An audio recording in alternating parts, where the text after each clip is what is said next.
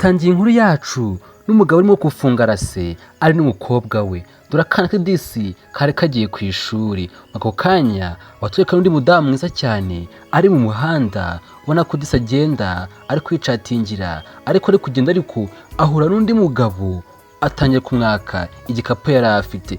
Mu kukimwaka ariko akana kaba kamubonye ati uriya mudamu dore bari kumwaka igikapu cye, ariko ntabwo ise ntabwo yabyumvishije. Ngo disi se yakomeje kwifungira rase, ariko akana kavuga ati kangiye gutabara uriya mudamu ndabona bari kumuhohotera.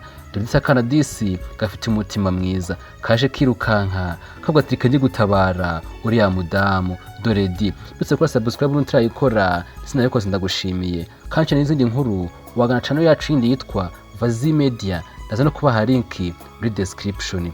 Udisa akana kaje kirukanka ukaze gutabara wa mudamu, karaje gatangira gukubita wa mugabo ahita gasunika hasi, ari nako ise ahita abibona ati ngiye umwana wanjye ntasunira mukubita hasi. Ngo disi mugabo yaje yirukanka aje gutabara umwana we. Umwana yarigiye ku ishuri ariko ajya gutabara uriya mudamu. Ese birarangira bite? Ngo disi umugabo yaraje atabara umwana we, atangira kumuhagurutsa ati ihangane tura mugara gukubise se. Akana kati yego. Umugabo ati sha reka nze nkwereke. Ngo disi akana baragahagurukije, wa mugabo atakubitana wa mugabo wundi wari mu guhotera wa mugore, ati amakana ya baga yatse umugore, atangira kubwira akana ati ihangane.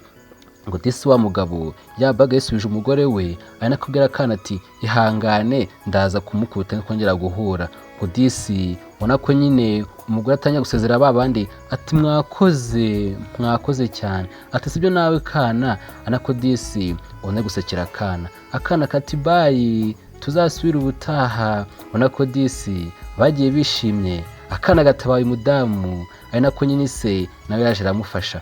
Ngo disi wa mudamu yasigaye yishimye, ari nako na wa mwana bamutwara ku ishuri. Batwereka undi munsi wa mupapa yari ari mu rugo, ubona ko disi abana akana ke gusa. Akana kagiye ku ishuri, wa mupapa nawe asigara arwaye. Ese biragenda bite? Akana kaje gatashye kakinjira mu cyumba karatungurwa. Ese kabonye iki? Kabona ise yarembye yabuze ubuntu wamufasha. Ise nta mudamu agira. Ngo disi akana karaje kati papa wabaye iki? Umupapa ati mwana wanjye dore rwose n'inzira yananyishe, nabuze n'umuntu wampa ibyo kurya, narwaye cyane. Akana kati yego se reka nziraza gukira. Ngo disi akana kabonye byanze nafasha gafite katagasohoka kati basi nje gushaka ubufasha. Kagiye umuhanda kirukanka, ese imana yanjye aratabaza nde? Akana disi kigirira umutima mwiza. Akana kaje kirukanka kari mu muhanda, ubona ko byanze imbaraga ntazo, kaza kiyicarira ahantu hataza umudamu wa wundi yatabaye bwa mbere. Umudamu yahise aza ati wabaye iki se kwicaye ahangaha ku ishuri, se byagenze bite? Akana kati papa yarwaye kandi nta muntu ufite umufasha. Ako kanya yahise azana wa mudamu gati dore ahangaha niho mu rugo, papa arimo hariya hejuru mu cyumba. Ngo disi umudamu mwiza cyane yinjanye na kakana ati baze batabare papa w'uyu mwana. Ngo disi umudamu yarinjiye kuko abona umugabo yarembye. Ngo disi umugore ubona yuko nyina we yatangiye kumugirira impuhwe, avuga ati koko se nuko bimeze. Ngo disi akana karamwinjije, umudamu araza yicara ku gitanda gati basi ari ikintu yafashe uriya mugabo. Umugore ati none se papa wawe yafashwe ryari? Umwana ati nasanze yafashwe, ntaho sinzi ukuntu sinzi yafatiwe. Ngo disi umudamu yaje atangira guhakira n'umugabo ati hangane uraza gukira. Anako disi ubona yamweguye, ariko buriya mujye mumenya yuko ineza yiturwa indi. Bwa mbere mufashije wa mujura agiye kumwiba, none urabona yuko n'uyu mudamu araje afasha wa mugabo. Ubona disi umugore yatumye akana amazi ati nzanira amazi basi tumuhe turebe ukuntu amera. Ngo disi umudamu yaramuhaye, ubona yuko nyine atangiye kumuganza ati ihangane uraza gukira, sibyo se kandi ngibi biraza kurangira.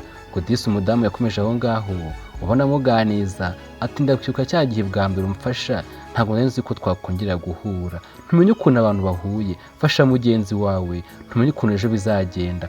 Disi akana byaragashimishije, kaza gahura wa mudamu ati urakoze kuza kumufashiriza papa. Ngo disi ubona yuko n'umuryango wa papa n'umwana ubona bugutse n'inshuti y'umudamu, ubona yuko nyine ari abantu beza, ubona ko disi abantu bose batatu ni abantu beza. Umudamu ati wakoze kuza gutabaza papa wawe, uri n'akana keza sibyo se? ngo disi bakomeje guhoberana ari nako baganira. Umugabo nawe yari n'umugore akavuga ati ariko se mana yanjye kuko nta n'umudamu mfite, ubu uyu mudamu ndamwitesha koko? Ariko ntibwatinze urabona ko baje gukomeza kuba inshuti, bakomeza kujya baganira. ubona ko nyine baje kujya basohoka bameze neza, bambaye ibintu bisa, baje kujya mu rukundo nk'uko muri kwibona. Umugabo ati ntago naguhereza akana kaje gushakira umudamu, kaje gushakira papa we umugore. Dore disi umugabo n'umugore baje kuba inshuti, baza gukundana, ari nako muri kubireba. Udusakana nako ko kari kari aho ngaho katireka shangiye nanjye mba mpari. Ngo disi ubona yuko nyine bishimye, ari nako nyine ubona umuryango w'abantu batatu, akana kafashije se mu kubona umudamu. Dore disi umugabo ntagakiba wenyine, ubona ko urukundo rwabo rumeze neza cyane, hari nako n'umuryango umeze neza cyane. Umudamu ati ariko wambonye se, tuba twambaye n'ibintu bisa, ubona ko bameze neza. Ndagusaba kuri subscribe n'utarayikora, sinayikoze ndagushimiye. Kandi ukeneye n'izindi nkuru wasoca na yacu yindi yitwa Vazi Media, ndaza no kubareka muri description. Nanga tubanyije inkuru yacu, umunsi nakagaruka. Imana ibarinde, turabakunda.